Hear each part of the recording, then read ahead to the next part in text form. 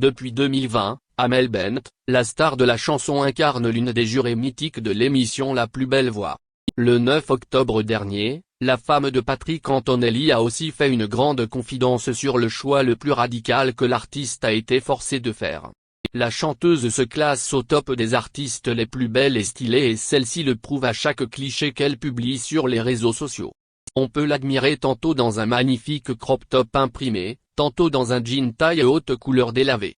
Quand elle choisit ses tenues, Amel Bent privilégie les imprimés aux couleurs chatoyantes mais elle sait varier les styles et les coupes de ses vêtements. Dans sa garde-robe, on trouve pêle-mêle des décolletés plongeants, des tenues courtes mais aussi des manches ballons, des tenues sportwear ou des ensembles inspirés des années 60s. C'est bien simple, Amel Bent a du style et elle ose. Au fil des années, son public a assisté à une véritable transformation de l'artiste. Et c'est notamment grâce à The Voice. Depuis 5 ans, j'assimile ma renaissance d'artiste et de femme à ma participation à l'émission.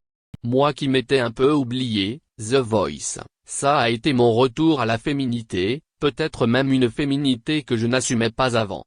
Révèle-t-elle ainsi à nos confrères de Téléstar en mai dernier.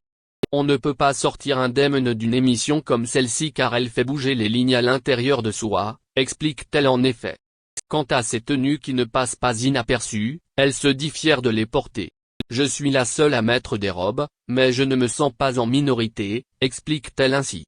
Elle indique ensuite, ce que je ressens, ce sont les vibrations des uns et des autres, qui dépassent largement l'âge ou le sexe. Marc Lavoine, par exemple, peut être très féminin dans ses analyses, confie-t-elle sereine dans les colonnes de Téléstar. Mais samedi 9 octobre, elle a fait une révélation beaucoup moins gaie. Éric Dussart a voulu savoir s'il lui arrivait parfois de mettre de côté les réseaux sociaux. Amel a joué la carte de la transparence. Depuis la 9e saison, elle a tout simplement effacé l'application Twitter.